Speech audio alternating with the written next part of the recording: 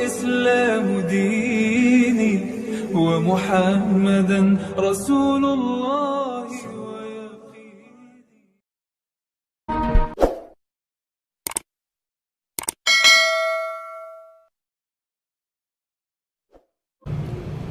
Kalau sudah yakin, maka ikut petunjuk Al-Quran. Petunjuk Al-Quran, pelaksanaan hukum, kita lewat para ulama. Lewat para ulama, bukan langsung dari Al-Quran secara mandiri kita ambil, gak bisa.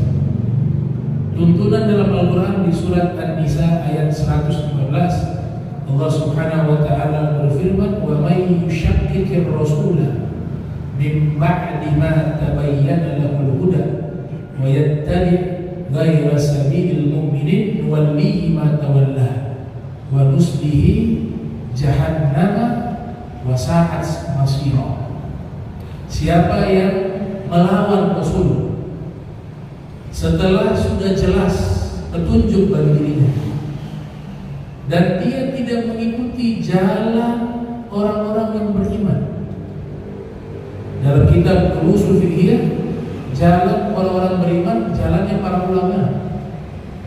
Kami akan biarkan dia dalam kesesatan dan kami akan sampaikan dia ke neraka jahanam, dan itulah seburuk-buruknya tempat kembali. Ini ayat menyebutkan Rasul dulu baru ulama. Petunjuk ada di Rasulullah Muhammad SAW. Tapi lanjutannya apa? Kalau mau merefleksikan petunjuk dari Nabi, maka jalannya harus ikut ulama. Makanya setelahnya, wa may yattabi ghayra sabilil mu'minin, siapa yang tidak mengikuti jalannya para ulama, maka dia akan sesat. Contoh, salah satu ulama besar bernama Ibnu Rajab Al-Hambali yang lahir tahun 736 Hijriah, wafat 795 Hijriah, menulis satu kitab berjudul Ar-Raddu ala man ittaba'a ghairal madhahibil arba', penolakan terhadap orang yang mengikuti 4 madhab. Jadi zaman sekarang ini ada namanya mujtahid, ada muttabi', ada muqallid. Kita semua ini muqallid. Muqallid itu gak paham hukum. Kita tidak mampu langsung mengambil hukum dari Al-Quran dan Sunnah, gak bisa.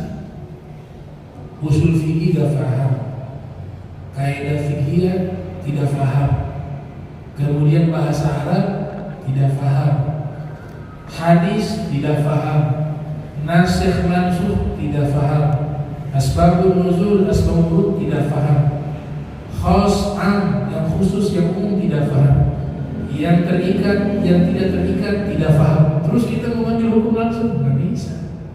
Makanya Ibnu Rajab marah di kitab itu, sampai judulnya mengatakan menolak orang yang tidak mengikuti mazhab. Kalau muqallid wajib, karena posisinya kita tidak tahu.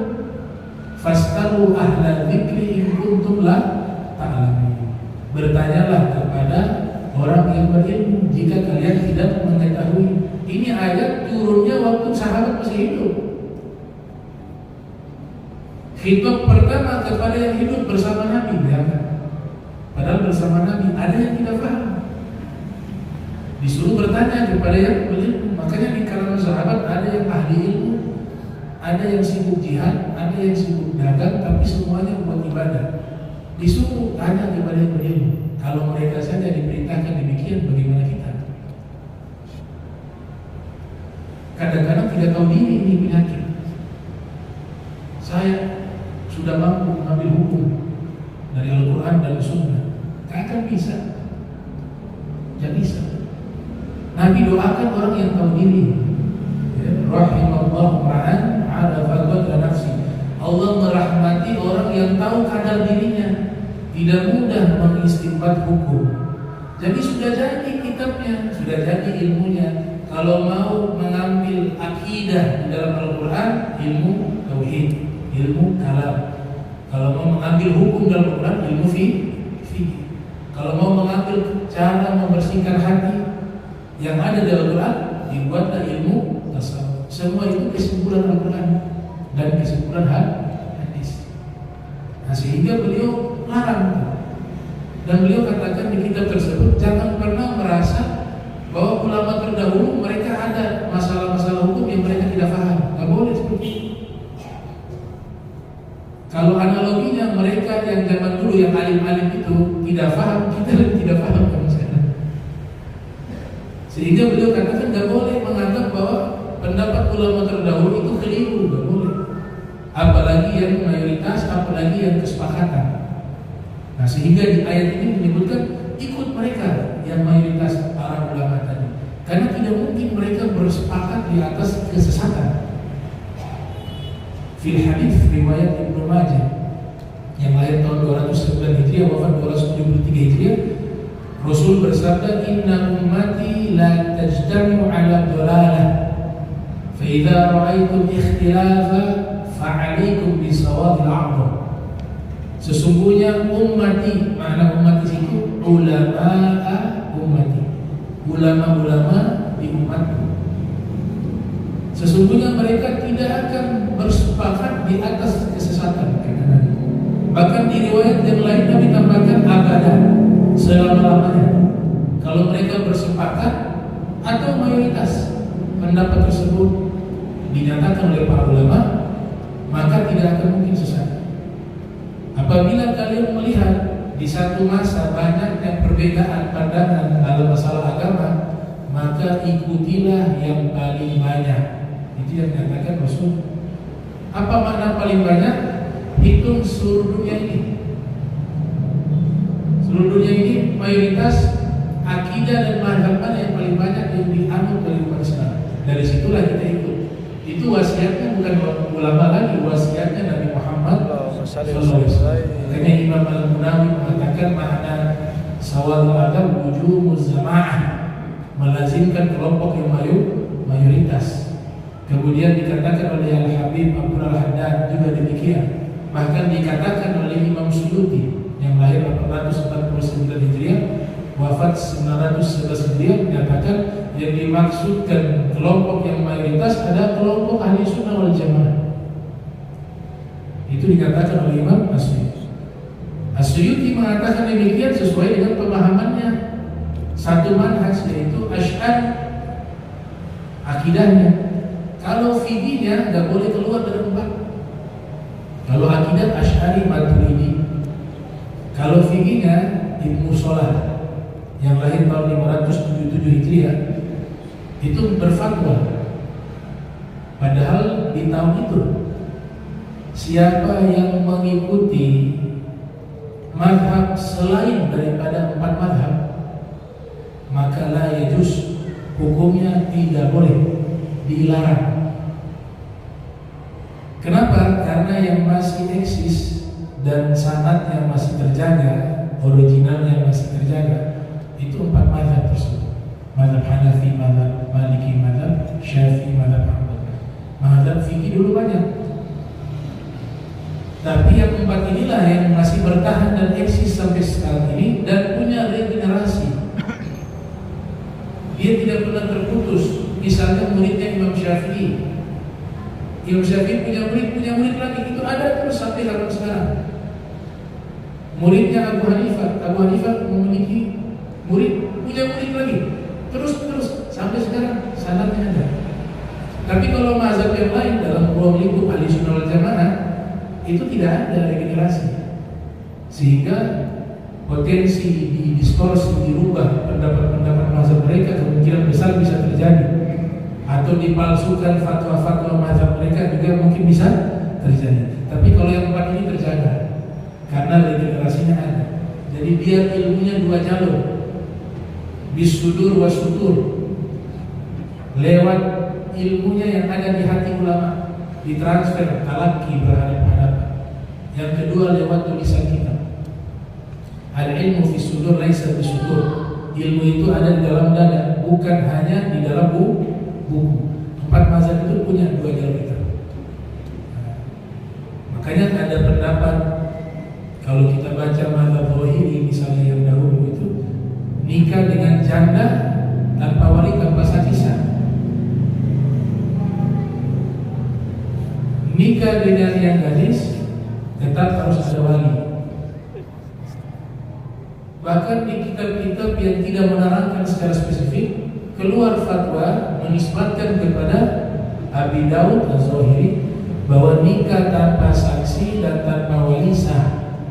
Nah, kalau ikut pendapat ini, kata Ibnu Hajar Al-Haytami yang lahir tahun 909 Hijriah, wafat 973 Hijriah, beliau berfatwa dalam kitabnya Al-Fatawa Al-Hadithiyah, hukumnya hukum zina. Di mana nikah gak ada wali, gak ada saksi, maka dia kena had.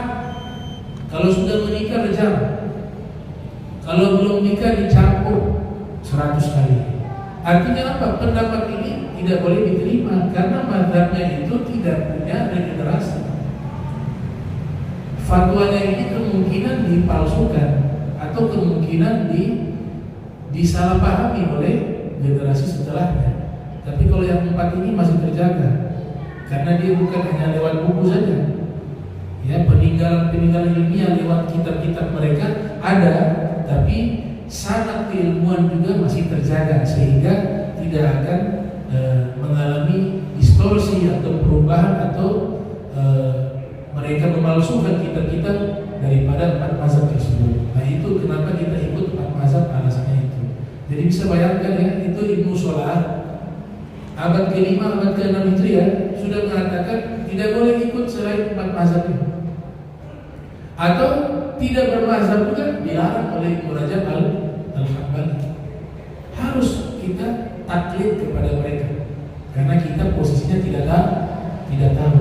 Jadi kalau mustahid boleh, kalau kita pangkatnya mustahid, kita kuasai semua ilmu tersebut yang masuk pada syarat-syarat mustahid, kita gak ikut mazhab manapun boleh. Tapi syaratnya tidak mudah. Jadi dia harus sekelas Imam Syafi'i, harus sekelas daripada At-Tabari, harus sekelas Imam Ahmad bin Hanbal. Baru bisa dia mengistinbat hukum langsung dari Al-Quran dan dari Sunnah. Maka level ini terlalu tinggi, turun level kedua, muttabi' namanya. Muttabi' itu apa? Dia ikut mazhab tertentu, dia amalkan itu fatwa-fatwa dari para ulama-ulama. Yang kita ikut bukan satu orang ya, bukan hanya Imam Syafi'i, tapi ulama-ulama juga yang setelahnya dari mazhab Syafi'i dan semua mazhab. Maka kita ikut pendapat fatwa mereka, tapi kita tahu dalil-dalilnya. Itu namanya muttabi'. Jadi dia tahu, oh ini kenapa wudu pegang kemaluan batal misalnya. Mazhab Syafi'i kan menyentuh kemaluan dengan telapak tangan batal. Dia tahu hadisnya. Oh dalilnya ada hadis Nabi. Man massa dzakarahu falyatawadda. Siapa yang menyentuh kemaluannya maka hendaklah wudu. Itu namanya muttabi'. Semua dia tahu tuh rincian dalilnya. Jadi untuk kelas muttabi saja kita nggak mampu. Kok mau masuk mustahid itu luar biasa. Muttabi saja belum bisa. Terus kita loncat ke mustahid. Kemudian di bawah muttabi namanya muqallid. Nah, muqallid itu yang ulama kasih ajar sudah ikut sudah. Tahu dalil nanti ikut. Insyaallah yang mereka buat insyaallah bisa dipertanggungjawabkan. Itu namanya muqallid. Nah, kita harus jujur diri kita yang mana nih? Mustahid, muttabi atau muqallid? Nah, jangan sok-sokan jadi mustahid. Muqallid kita. Bisa paham ya? Jadi memahami Al-Quran dan hadis harus lewat jalur ulama. Toh kalau tidak ada ulama, bagaimana mungkin ilmu Nabi bisa sampai kepada kita? Bisa baca Al-Quran langsung cetakan di zaman Nabi, atau cara baca Nabi secara langsung nggak bisa. Pasti dari guru ke guru baru sampai kepada Nabi Muhammad SAW. Nggak ada yang langsung. Kalau langsung dia kaitan itu dua orang gila. Yang satu ngaku Nabi, yang satu ngaku Tuhan. Kalau langsung kan nggak masuk akal. Ini bisa paham? Mudah-mudahan Allah Taala berikan kita basirah, ya, memegang ini agama sampai husnul khatimah, ba'da afiyah wa tul umur. Bismillahirrahmanirrahim. Alhamdulillahirabbil alamin. Allahumma shalli wa sallim ala sayyidina Muhammad. Allahumma jam'ana hadha jam'an marhuma wa tafarraqna wa tafarraqa ma'suma wa la tajal minna wa la minna shakila mahruma. Subhanaka wa bihamdika asyhadu an la ilaha illa anta astaghfiruka wa atubu ilaik. إليه وصلى الله على سيدنا محمد وعلى آله وصحبه وسلم والعفو منكم والسلام عليكم ورحمة الله وبركاته. الله ربي والإسلام ديني ومحمدا رسول الله.